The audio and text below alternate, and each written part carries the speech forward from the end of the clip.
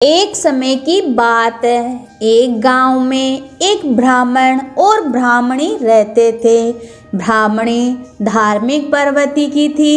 वह रोजाना गणेश जी महाराज की पूजा पाठ करती थी। गणेश जी महाराज को भोग लगाकर ही वह अन्न जल ग्रहण करती थी। लेकिन ब्राह्मण इस बात से चिढ़ता था कि सूंड वाले का नाम क्यों लेती है, रोजाना उसकी पूजा पाठ करती है, कभी मेरी बात तो मानती नहीं है।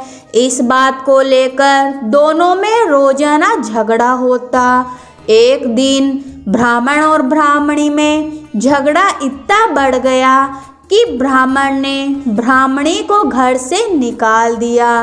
ब्राह्मणी कुछ दूर पर चली गई और आगे जाकर उसने देखा कि एक खेत में कुछ किसान काम कर रहे हैं। ब्राह्मणी उनके पास जाकर बोली कि भाई, मैं रास्ता भटक गई हूँ और रहने का भी कोई ठिकाना नहीं है।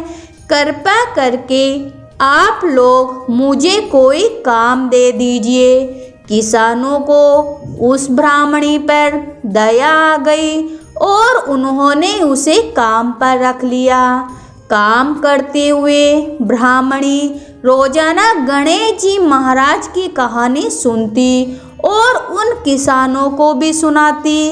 किसानों को गणेश जी महाराज की कहानी सुनकर बहुत आनंद आता और वह ब्राह्मणी से बोले कि बहन, तुम मेरे साथ मेरे घर चलो। ब्राह्मणी तैयार हो गई। वह किसान घर में अकेले रहते थे। उन्हें खाना नहीं बनाना आता था। वह कच्चे चावल ही खा लेते थे। यह सब ब्राह्मणी देखकर बोली कि भैया, कल से 8 मुट्ठी चावल लाना। किसानों ने सोचा कि शायद यह ज़्यादा खाना खाती होगी, इसलिए ज़्यादा अनाज की मांग कर रही है।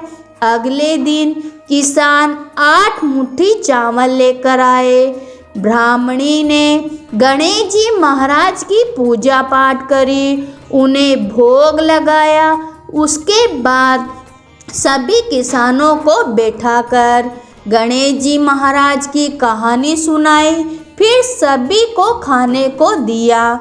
सब बोले कि बहन, ऐसा स्वादिष्ट भोजन हमने पहले कभी नहीं खाया। अब तो सभी किसान उसे अपनी सगी बहन की तरह रखते थे, उसका ख्याल रखते थे। उधर ब्राह्मण के घर में ब्राह्मणी के जाने के बाद बुरा समय आ गया।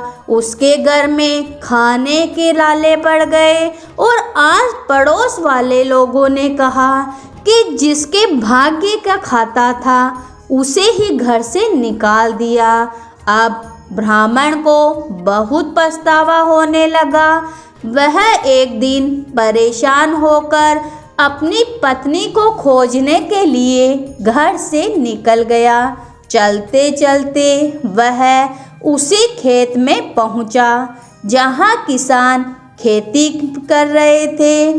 उन्हें देखकर ब्राह्मण बोला कि भाई, मुझे भी कोई काम दे दो। मैं बहुत दिनों से परेशान हूँ, मुझे खाने के लिए कुछ नहीं मिला। तब किसानों को उस पर दया आ गई और उन्होंने उसे काम पर रख लिया। ब्राह्मण ब्राह्मणी को याद करता और एक दिन ब्राह्मण को रोता देखकर सभी किसानों को उस पर दया आ गई और वह अपने साथ उसको घर चलने को बोला। ब्राह्मण मान गया। उनके साथ वह ब्राह्मण घर चला गया। किसानों ने कहा कि बहन, मेहमान आया है। तो ब्राह्मणी जानबूझकर घूंघट काट कर बैठ गई। किसानों ने बोला कि बहन, आज एक थाली ज़्यादा परोसना। ब्राह्मणी ने सिर हिला दिया।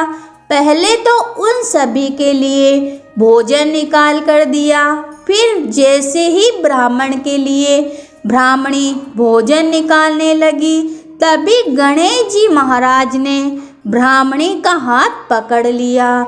तब किसान बोले कि बहन, क्यों नहीं खाना दे रही हो?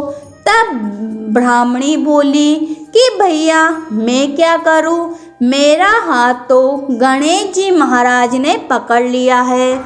सभी भाई बोले कि बहन, मुझे भी गणेश जी महाराज के दर्शन करा दो, कृपा करके उनके हमारे सामने लाओ। तब ब्राह्मणी ने गणेश जी महाराज से प्रार्थना की कि सबके समक्ष प्रकट हो जाओ और सभी को दर्शन दो। ब्राह्मणी ने घूंघट उठाया तो ब्राह्मण और ब्राह्मणी एक दूसरे को देख लिया। ब्राह्मण रोते हुए ब्राह्मणी से और गणेश जी महाराज से माफ़ी मांगी। ब्राह्मण ने ब्राह्मणी को अपने साथ चलने को कहा तथा ब्राह्मणी ने ब्राह्मण को माफ़ कर दिया। सभी किसानों ने मिलकर ब्राह्मणी को ढेर सारा सामान देकर खुशी खुशी विदा किया।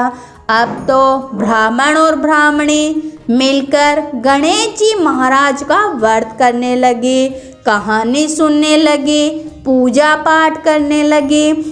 गणेश जी महाराज की कृपा से ब्राह्मण ब्राह्मणी के घर में अन्न धन के भंडार भर गए और कुछ ही दिनों में उनको पुत्र रत्न की भी प्राप्ति हुई।